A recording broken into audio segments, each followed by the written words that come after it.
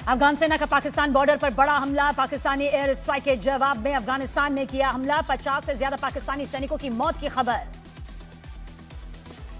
JNU ने UGC regulation लागू करने को लेकर लेफ्ट के छात्रों का हंगामा।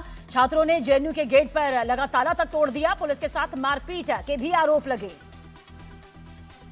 पंजाब के बठिंडा में तेज रफ्तार ने ओवरटेक करने की कोशिश में डिवाइडर से कार की जोरदार टक्कर यहां पर सामने आई। बेकाबू होकर डिवाइडर पार कर सड़क के दूसरी तरफ चली गई कार। यूपी के अलीगढ़ में कुछ दबंगों ने कर दी एक शख्स की बेरहमी से पिटाई। अब तक एफआईआर दर्ज न होने पर पुलिस पर उठे सवाल। मध्य प्रदेश के रीवा में शादी समारोह में जमकर चले लात घूंसे। परिवार के लोगों में आपस में ही हो गई मारपीट। यूपी के अलीगढ़ में खुले नाले में महिला के गिरने से उठे नगर निगम पर सवाल। रास्ते पर खड़े लोगों ने बचाई महिला की जान।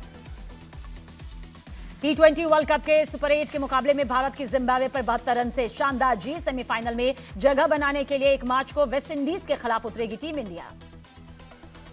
उत्तरकाशी में एक कुत्ते को पत्थर मारने वाले लड़के की एक आदमी ने कर दी पिटाई। पुलिस ने आरोपी के खिलाफ मामला दर्ज कर लिया।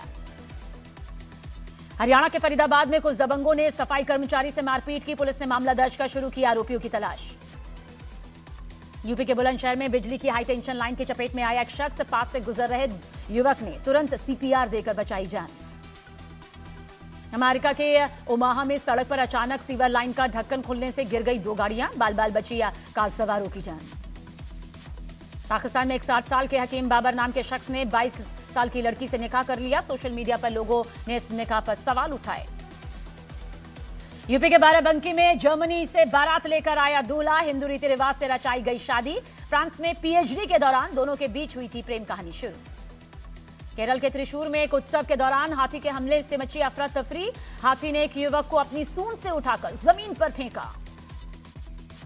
उत्तर प्रदेश के एटा में 2 पक्षों के बीच जमकर मारपीट। मस्जिद में दोनों पक्षों के लोगों के बीच किसी बात को लेकर हुई थी कहासुनी। घटना में दोनों पक्षों के कुछ लोग जख्मी। उत्तर प्रदेश के हापुड़ में कुछ लोगों ने बस में घुसकर एक छात्र की बेरहमी से पिटाई कर दी। मारपीट की वजह से छात्र जख्मी। पंजाब के जालंधर में बाइक सवार बदमाशों ने महिला पर धारदार हथियार से हमला कर दिया। बाद में महिला का पर्स भागकर दोनों फरार हो गए।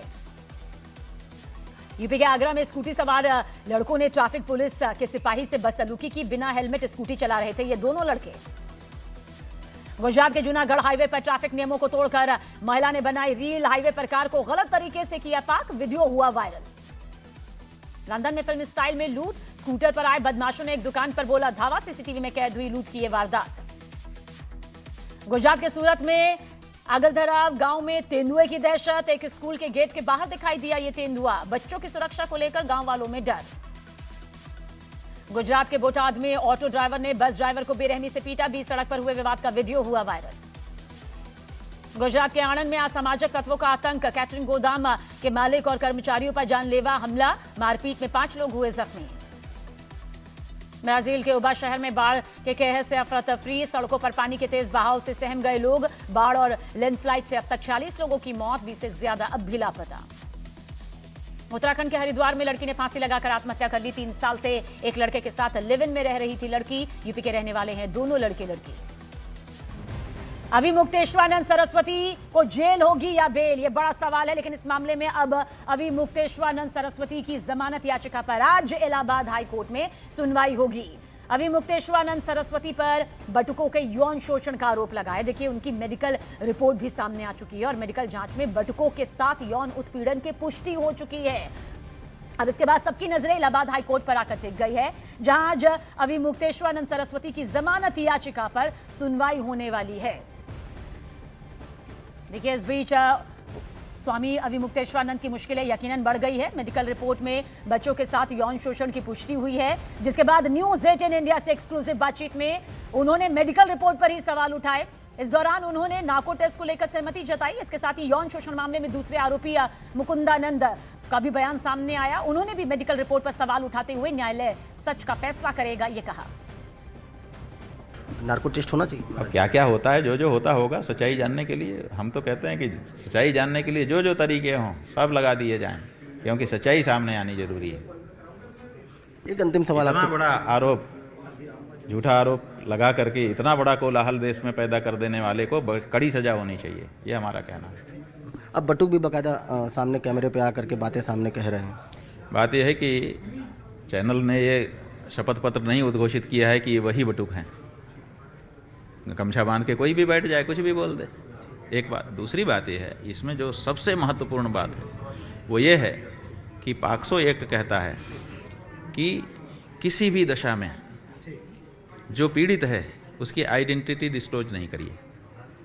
तो अब आप बताइए कि चैनल को कोर्ट बता रहा है कि यही विक्टिम है, कि पुलिस बता रही है कि यही विक्टिम है, कि शिकायतकर्ता बता रहा है कि यही विक्टिम है। और देखिए उधर दिनेश फलहारी महाराज ने आशुतोष ब्रह्मचारी के नार्को और पॉलीग्राफी टेस्ट की मांग की है और इसके लिए राष्ट्रपति को पत्र भी लिखा है। फलहारी महाराज का आरोप है कि आशुतोष ब्रह्मचारी ने उन्हें दूसरे मोबाइल नंबर से फर्जी केस में फंसाने की धमकी दी। वहीं आशुतोश ब्रह्मचारी ने पलटवार करते हुए अपना और बच्चों का भी नार्को टेस्ट कराने की चुनौती दे डाली है। आशुतोष ब्रह्मचारी के द्वारा जो छोटे छोटे बटकों को पहला फुसलाकर पैसा का लोभ देकर और शंकराचार्य भगवान के लिए ऐसे इन्होंने आरोप लगवाए, मेरा राष्ट्रपति जी महोदय से यही प्रार्थना है कि ऐसे सभी व्यक्तियों का पॉलीग्राफ टेस्ट कराया जाए, नार्को टेस्ट कराया जाए, जिससे दूध का दूध पानी का पानी अलग हो जाए। मुक्तेश्वर नाम का व्यक्ति जो धर्म की आड़ में धार्मिक भावना भड़काने का काम करने वाला व्यक्ति, हमेशा सनातन के खिलाफ बोलने वाला व्यक्ति की पोल सामने आ गई है। वह कितना बड़ा कुकर्मी, राक्षस, कालनेमी, जितनी उनकी बात कहें वो कम है।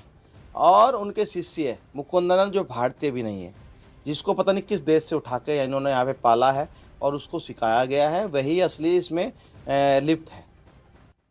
और देखिए उधर न्यूज 18 इंडिया की टीम मध्य प्रदेश के नरसिंहपुर के पास बने परमहंसी गंगा आश्रम भी पहुंची, जहां स्वामी अविमुक्तेश्वरानंद सरस्वती का निवास है। यहां श्रद्धालुओं का दरअसल आना जाना लगातार रहता है।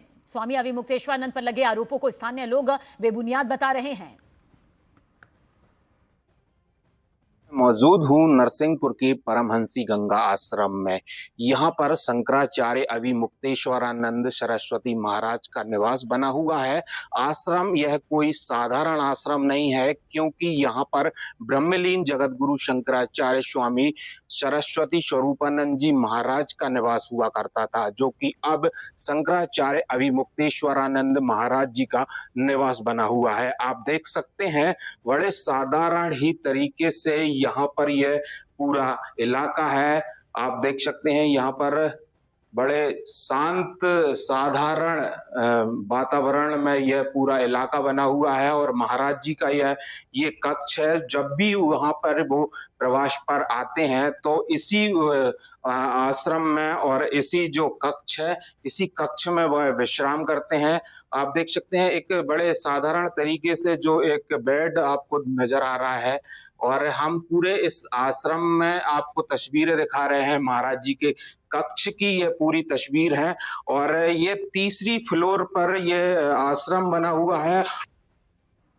वहीं डिप्टी सीएम ब्रजेश पाठक ने कहा कि यह मामला अदालत में है, इसलिए कोर्ट के फैसले का इंतजार करना चाहिए। साथ ही एसपी सांसद धर्मेंद्र यादव ने सरकार पर हमला बोला और आरोप लगाया कि योगी सरकार शंकराचार्य की गरिमा गिरा रही है। अखिलेश यादव जी के पेट में दर्द है, उनसे पूछिए क्या डे टू डे सरकार किसी भी वर्ग में हस्तक्षेप करती है। हमारी प्रतिबद्धता उत्तर प्रदेश के डेवलपमेंट को लेकर के है और हर स्थिति में सबको न्याय मिले, सबका साथ, सबका विकास, सबके विश्वास के आधार पर जन जन को आगे बढ़ाने का काम हमारी सरकार है। पूज्य शंकराचार्य जी की गरिमा गिराने का मैं समझता हूँ जिस तरीके से प्रयास किया उत्तर प्रदेश सरकार ने, उत्तर प्रदेश के मुख्यमंत्री ने, ये पूरे सनातन धर्म के लिए शर्म की बात है, अशोभनीय बात है।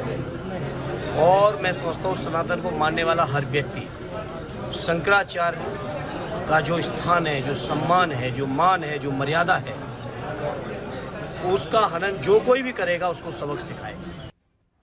घुसपैठ के मुद्दे पर देखिए सियासत तेज हो गई है। बिहार के सीमांचल के 3 दिन के दौरे पर गए गृह मंत्री अमित शाह ने कहा कि सरकार जनसंख्या बदलाव की समस्या से निपटने के लिए हाई पावर डेमोग्राफिक मिशन चला रही है।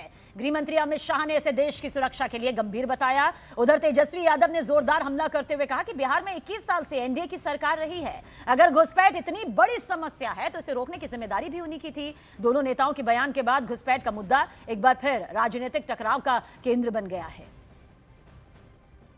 3 दिन में डिटेल मीटिंग कर कर हम एक कार्य योजना बना रहे हैं और सीमा से 10 किलोमीटर के अंदर जितने भी अवैध अतिक्रमण है वो सारे के सारे अतिक्रमण सबसे पहले ये अभियान के अंदर दूर कर दिए जाएंगे और घुसपैठिए को चिन्हित कर कर भारत के बाहर भेजने का कार्यक्रम भी हम यहां से शुरू करेंगे।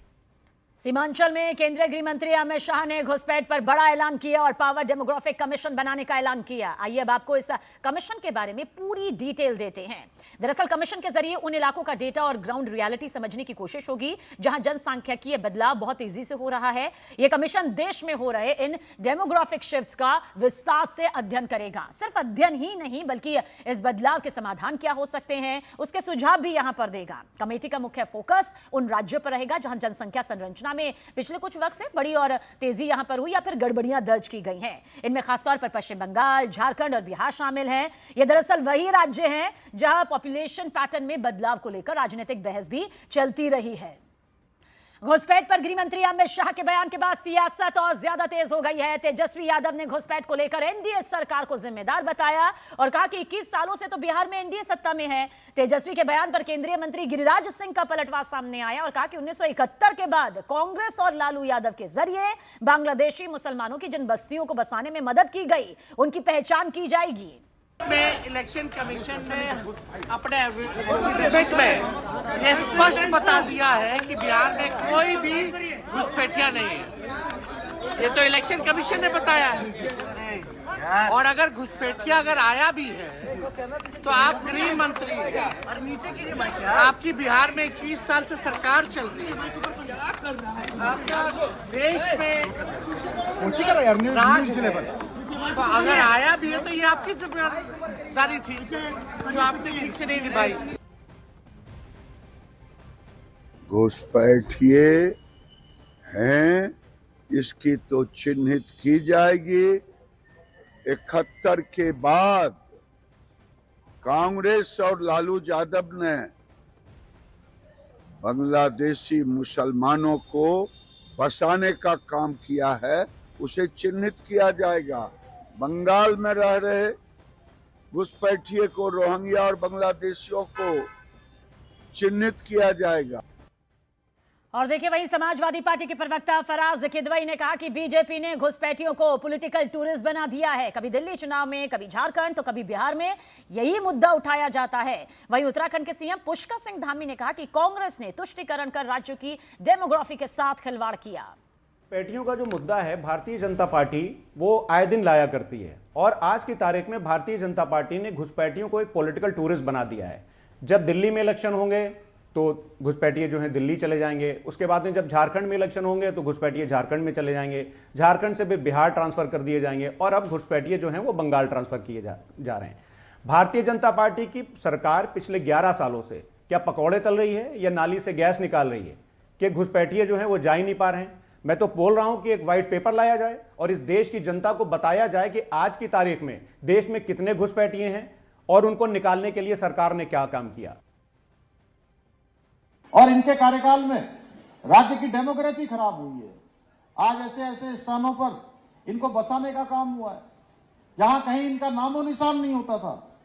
लेकिन आज भी जब हम ये बात करते हैं तब भी ये हमसे कहते हैं कि आप किसी एक वर्ग विशेष को टारगेट कर रहे हैं। हमने कहा भाइयों बहनों, वर्ग विशेष को टारगेट करने का यहाँ कोई मतलब नहीं है, क्योंकि ये राज्य बहुत शांतिपूर्ण तरीके से रहने वालों लोगों का राज्य है।